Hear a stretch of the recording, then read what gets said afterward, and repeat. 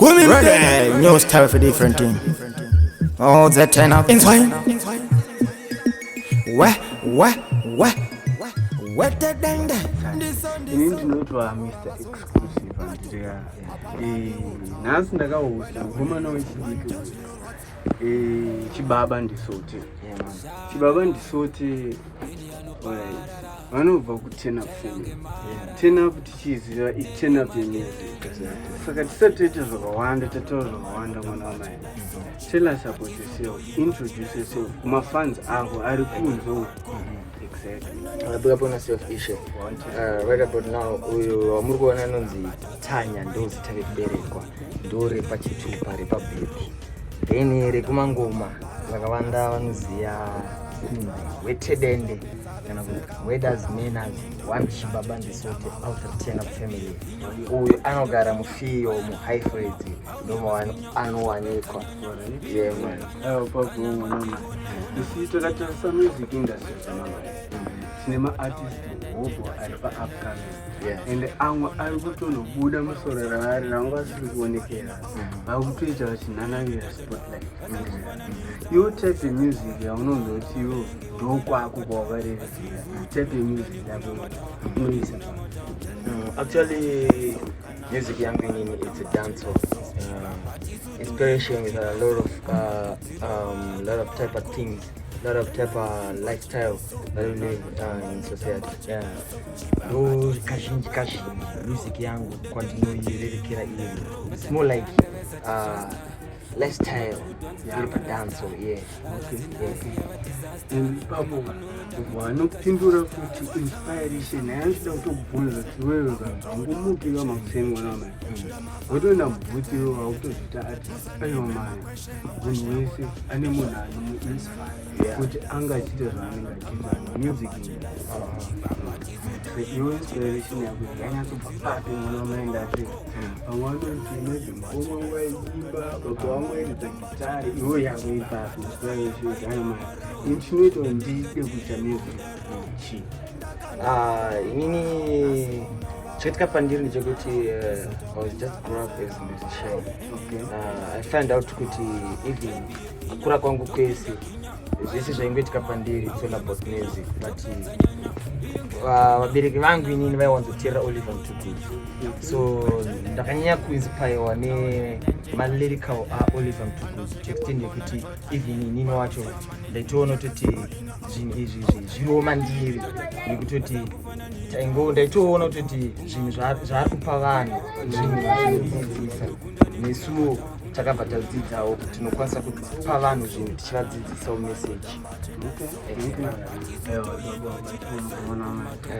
So saartist inini hana kutanga kuzana zvazobva kuti music yako mutara inga irimwe tenderera irimo ndati chichinjwa handiziva.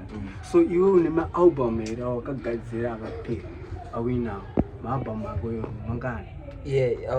Actually ndine 2 maalbum. Okay. Ndine 2 maalbum. Tisatenda kuri tibva tipa mazita toda kutomazita. Okay, the first album Renzi Chibwa Mpengo. That's the first album, and the second one is Kwarara Kangwara. Ndo second one. Saka tichiri papo pa 2 maalbum. Alright.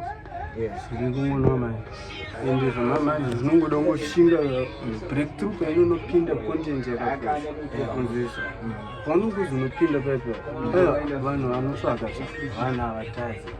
So iwewe handizvina pamabig artist atinawo akatangopisa mhamanje akapisa kudhara vaunoona kuti iwewe ungodo kana kolabo naye zveipapo zvokuti ungoore umboflexa pangoma yaunogadzira nemunhu song yako yaunopeta 5 star ndeipi mwana inini nekuteererawo vamwe kwandinoita vazhinji vacho vandaishuwa kuda kuti ndiimbe nawo vazhinji vacho ndakatoimba nawo and then vandisati ndaimba nawo vangoriwo vamwe vanhu vari line vamwe vandichasangana nawo because zvinhu we actually plan kuti tingoimba nemunhu wese tifadze vanhu ende ndozvemusic because hatingambode kuita kunge isusu tisiri kuda kunge tichisanganisa ngoma ndizvo zvedhiri hakuna munhu anoenda kumberi ega.